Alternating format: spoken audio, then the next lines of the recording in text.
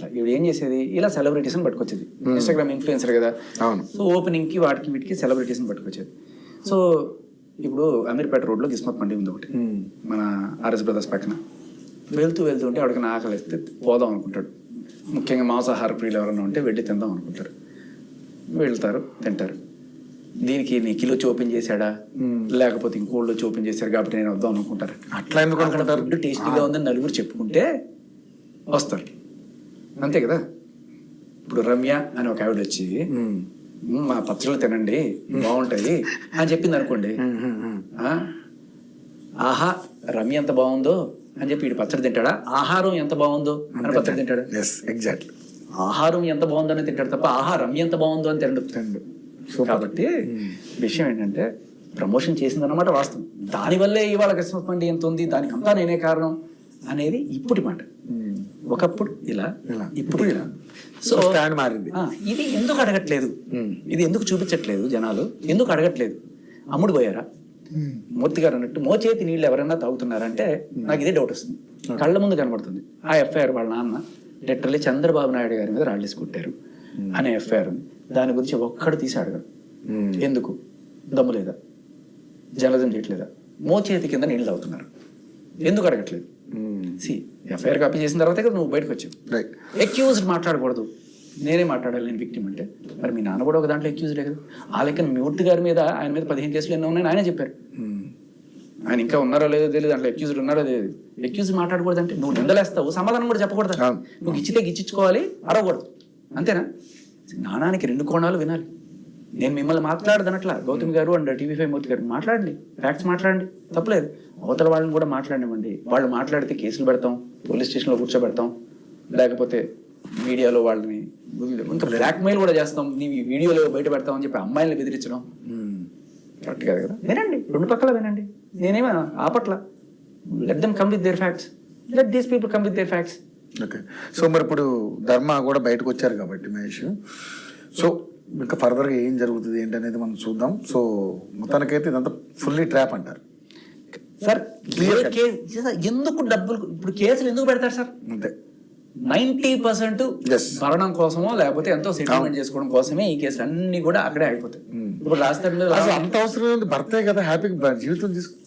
మంచి మాట అడిగారు. ఇప్పుడు కలిసి ఉంటే మొత్తం ఆయనదే కదా. 200 కోట్లు కూడా ఏదో 10 కోట్లే ఉందండి సార్. 200 కోట్లు కాకపోతే 100 కోట్లు వాళ్ళ అక్క ఉంది కాబట్టి వాళ్ళ అక్కకి 100 కోట్లు పోయి 100 కోట్లు వస్తాయి కదా. అదే కదా. అంటే ఇక్కడ నాకు ఇంకొక డౌట్ కూడా వస్తుంది.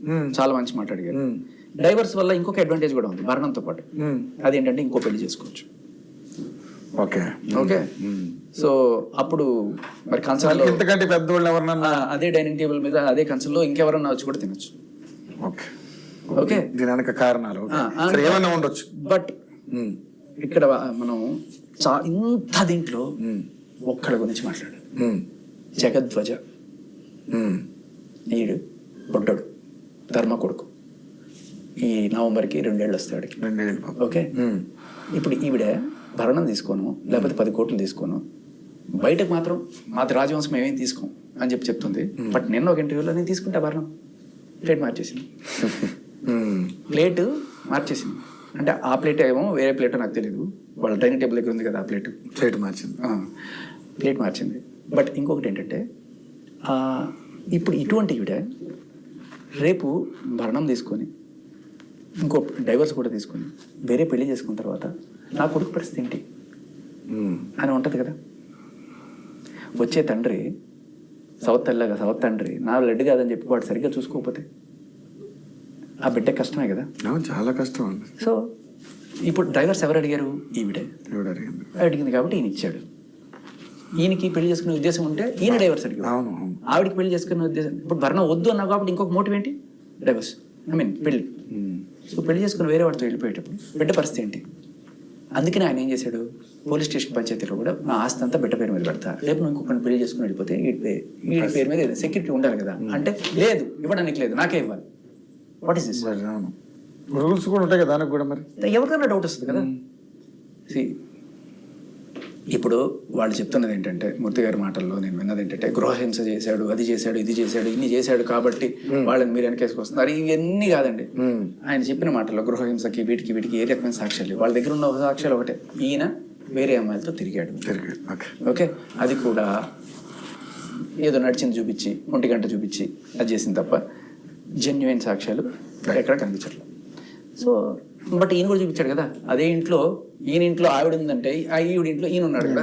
ఎవరైతే సాక్షాత్ టీవీ ముందు కూర్చున్న ఆయనే ఇంట్లో ఉన్నాడంటే ఇంకెవరికైనా ఏమనిపిస్తుంది? జర్నలిజం చేస్తున్న ఆయనే ఆవిడ ఇంట్లో ఉన్నాడంటే, ఇప్పుడు తీర్పు చెప్పే జడ్జి అక్కడ బోన్లో నిలబడిన ముద్దాయితో ఎఫ్ఐఆర్ పెట్టుకున్నాడంటే ఆయన జడ్జిమెంట్ చేయడానికి అర్హుడా? ఇప్పుడు పోనీ అఫైర్ కూడా లేదు, ఆవిడతో ఇంట్లోకి వెళ్ళి భోజనం చేశాడు అని ఒక గుప్పుమన్నా కూడా ఆ జడ్జికి ఆవిడ మీద తీర్పు చెప్పే అర్హత ఉందా? ఎందుకంటే నువ్వు న్యాయం చేయడమే కాదు, న్యాయం చేస్తున్నట్టు కనిపించాలి అనేది చట్టం. న్యాయం చేస్తున్నట్టు కనిపించాలి కూడా. ఇప్పుడు ఎందుకంటే ఇటువంటి జడ్జి ఇప్పుడు ఆవిడతో కూర్చొని ఆవిడతో భోజనాలు చేసి లేకపోతే ఆవిడతో ట్రిప్పులకి వెళ్ళిన జడ్జి అది ఏమి ఉండకపోవచ్చు. అవన్నీ బయట చూపిస్తే ఈ జడ్జి తీర్పిచ్చిన లోకం ఏముంటది? అవును, డెఫినెట్లీ. అలాగే ఒక మీడియా ఒక పెద్ద స్థానంలో కూర్చొని నువ్వు ఆవిడతో భోజనాలు చేసి ఆవిడతో అంత ఫ్రెండ్లీగా ఉండి ఈవిడ అన్యాయం జరిగిపోయిందని చెప్తే ఏమనుకుంటున్నారు? మూర్తి గారు మీరు మహిళా మూర్తి కోసం సపోర్ట్ చేస్తున్నట్టు లేదా మీ ఫ్రెండ్ కోసం సపోర్ట్ చేస్తున్నట్టు. సో కాబట్టి తీర్పు చెప్పేవాళ్ళు లేకపోతే మీడియాలో పెద్ద స్థానంలో కూర్చునే వాళ్ళు వాళ్ళకి హెల్ప్ చేస్తున్నారు అనే ఇది రాకుండా ఉంటే అన్బయాస్డ్గా చేస్తున్నారు అనేది వస్తుంది. మీరు